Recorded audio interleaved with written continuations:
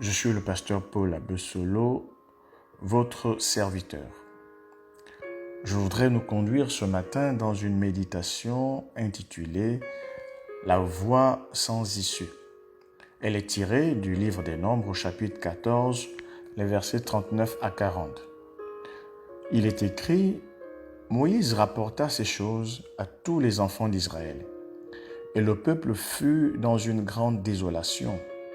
Ils se levèrent de bon matin et montèrent au sommet de la montagne en disant « Nous voici, nous monterons au lieu dont a parlé l'Éternel, car nous avons péché. » Les chapitres 13 et 14 du livre des Nombres relatent l'histoire de la première tentative du peuple d'Israël d'entrer en Canaan.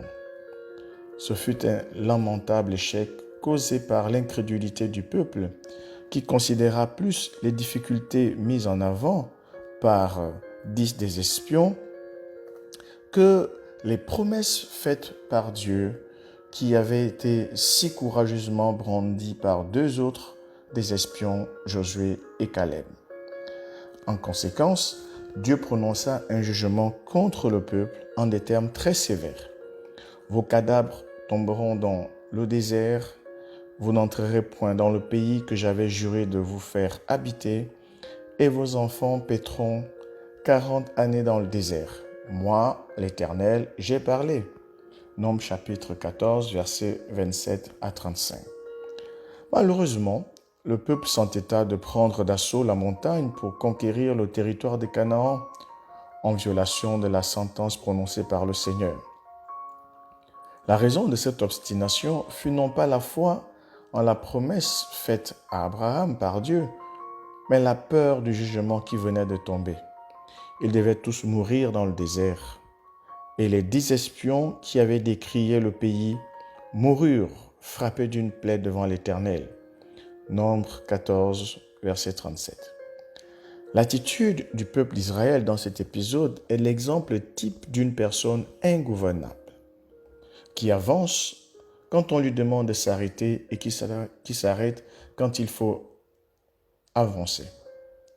C'est à juste titre que le Seigneur les avait qualifiés de peuple au cou raide.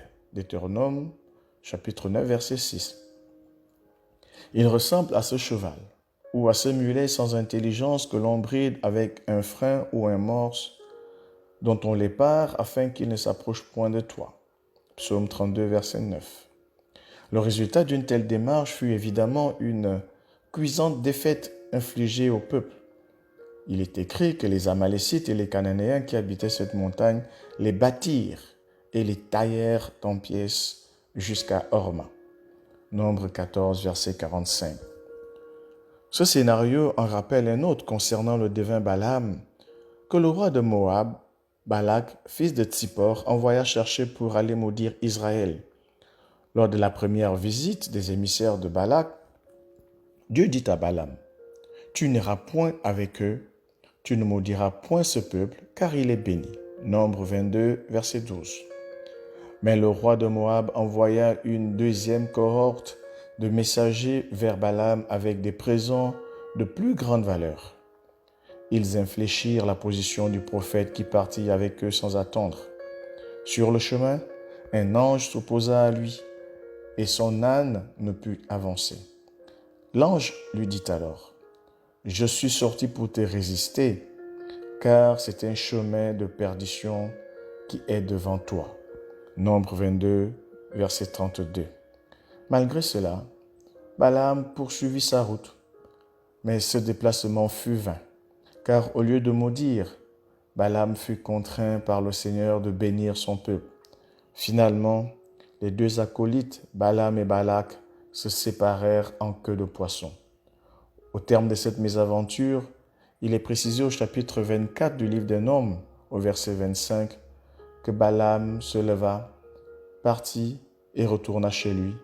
Balak s'en alla aussi de son côté. Bien-aimé, il n'y eut point d'accolade ni de déclaration de presse. Oui, insister sur une voie sans issue, c'est aller droit au mur. L'obstination, l'entêtement payent mal. Vous avez certainement entendu La triste histoire d'un joueur invétéré qui pense qu'il doit continuer à jouer pour recouvrer ses pertes. D'un point de vue rationnel, les pertes au jeu ne devraient jamais être une incitation à continuer de jouer, mais plutôt le contraire. Malheureusement, le comportement des joueurs est d'ordinaire des plus irrationnels. C'est une tendance à toujours vouloir prendre sa revanche sur le passé qui pèse lourd sur les décisions présentes. Nous devons apprendre à faire profil bas lorsque nous avons échoué. Judas avait pris une mauvaise option en trahissant Jésus. Au lieu de reconnaître son erreur, il alla se pendre. Pierre aussi avait péché contre Jésus, mais il se repentit avec larmes et fut pardonné et restauré. Alors que le Seigneur nous aide à revenir sur nos pas, lorsqu'il nous arrive de nous tromper pour repartir du bon pied, c'est la voie de la sagesse, c'est l'opposé de la voie sans issue. Il faut savoir battre en retraite et reculer pour mieux sauter. Sur ce, je vous souhaite un très bon dimanche au nom de Jésus-Christ. Amen.